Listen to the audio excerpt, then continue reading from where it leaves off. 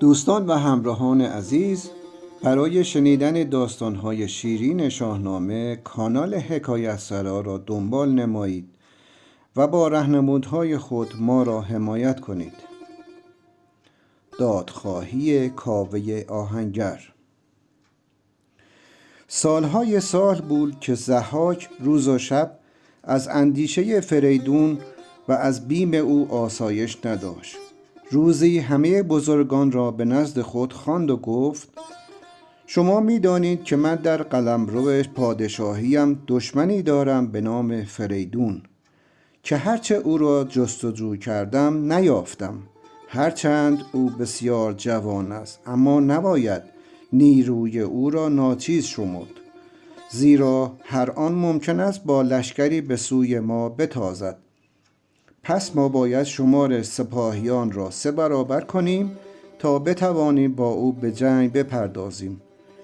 شما اکنون بر ورقی از پوست بنویسید که ضحاک شاهی دادگر و درستکار است و هرگز به کسی ستم روا نداشته است. آنگاه هر که آن را مهر کرد باید به سپاهیان ما بپیوندد و هر که از مهر کردن سر باز زد دشمنی او بر ما آشکار می شود و باید سر از تنش جدا کرد. همه بزرگان از ترس ضحاک آنچه را که می خواست نوشتند. ناگهان از درگاه شاه بانگ و خروشی برخاست. مرد خشمگین با نگهبانان کاخ کشمکش می کرد و می خواست به درون آید. ضحاک که از این غوغا و هیاهو هم بیمناک شده بود هم کنجکاو، فرمان داد تا نگهبانان راه بر او بگشایند. آنگاه مرد خشمگین که جامه آهنگران به تن داشت چون شیری که زنجیر خود را گسسته باشد غران و خروشان به درون آمد. پس ضحاک از او پرسید: ای مرد، بگو نام تو چیست و برای چه این چنین خشمگینی؟ مرد گفت: نام من کاوه است و مردی آهنگرم. من از بیدادگری تو به تنگ آمدم. اگر تو پادشاه 7 کشور جهانی، چرا این همه رنج و بدبختی ها باید بهره ما شود؟ تو شاهی یا اژدها که این چنین جوانان ما را از میان میبری؟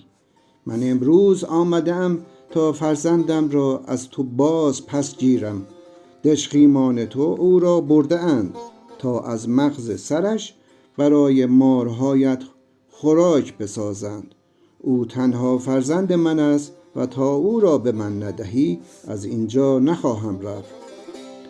ضحاک ناپاکدل از بیم به خود لرزید.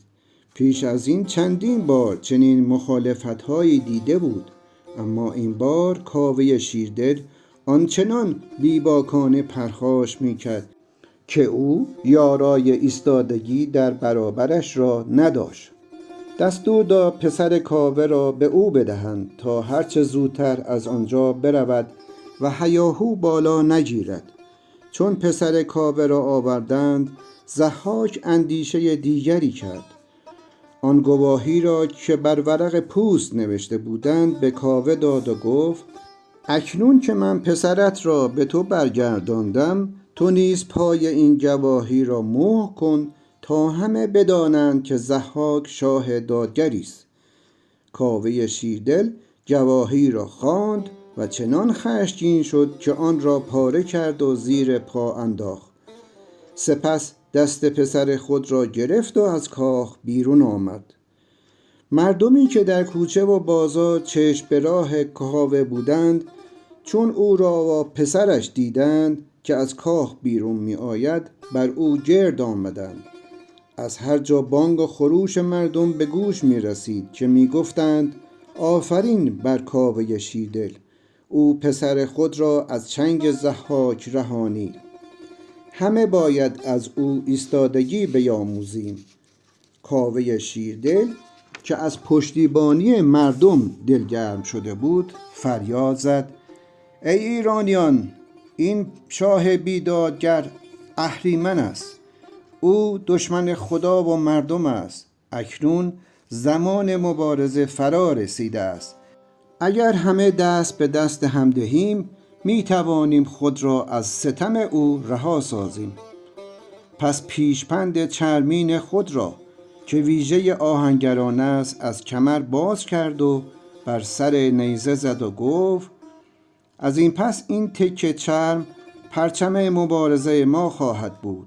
در این سرزمین پهلوانی به نام فریدون زندگی می کند که ضحاک به او ستم بسیار کرده است.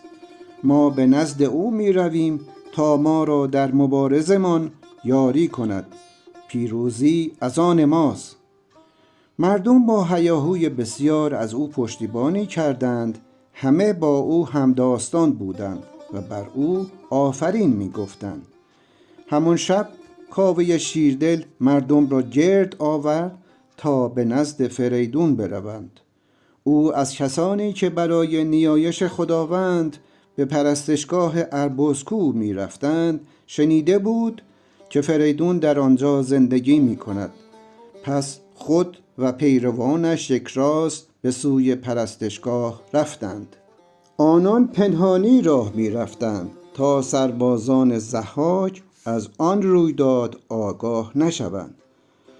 راه دراز بود و سخت، اما مردم از شوری که در دل داشتند خسته نمی شدند. سرانجام به آن چمنزار پهناور و پرستشگاه بزرگ رسیدند. فریدون در آن تاریکی شب دید گروه بزرگی به سوی او می آیند. نخست پنداشت سپاهیان ضحاک سرانجام جای او را یافتند و اینک آمدند تا او را ببرند. اما خوب که نگاه کرد دانست که آنان مردم ساده و بی سلاحی هستند. پیشا پیش گروه مردی تنومند حرکت می کرد. در دست او نیزه‌ای بود و بر آن نیزه تکه چرمی آویخته بودند. چون نزدیکتر شدند فریدون بانگ زد: شما کیستید و برای چه به اینجا آمده اید؟ کاوه شیردل پاسخ داد: ما مردمی هستیم که از ستم ضحاک جانمان به لب رسیده است. اکنون به اینجا آمده ایم تا تو را به رهبری برگزینیم و به نبرد با ضحاک بپردازیم. فریدون چون شنید بسیار شاد شد و بر آنان آفرین گفت و سپس از آنها خواست تا بنشینند و در این باره با هم به رایزنی بپردازند. پیرمرد روحانی و فرانک خردمند هم به آنان پیوستند. فریدون و کاوه زمان درازی به گفتگو پرداختند. سرانجام فریدون برخاست و به مردم گفت: ای ایرانیان دلاور، شما باید مردم شهرهای دیگر را نیز با خود همراه کنید تا ما بتوانیم لشکر بزرگی فراهم آوریم. آهنگران شهر هم باید برای لشکر ساز نبرد بسازند و زمانی که این کارها به پایان رسید حمله را آغاز خواهیم کرد. سپس آن تکه چرم را که بر سر نیزه بود برافراشت و گفت: من این چرم را به نام کاوه شیردل درفش کاویانی می‌خوانم و از این پس درفش نشانه مبارزه ما خواهد بود. مردم به او آفرین گفتند و با هیاهوی بسیار از راه رفته بازگشتند. آنها شاد و خوشنود بودند، زیرا می‌دانستند که دیگر زندگی شاه ستمگر به سر رسیده است. دوستان و همراهان عزیز، این چنین شد که مردم جهت دادخواهی خود از شاه ستمگر جمع شدند و همراه گشتند. لطفاً اگر تا کنون فراموش کرده اید لایک، کامنت، سابسکرایب نمایید، ما را با نظرات خود حمایت کنید.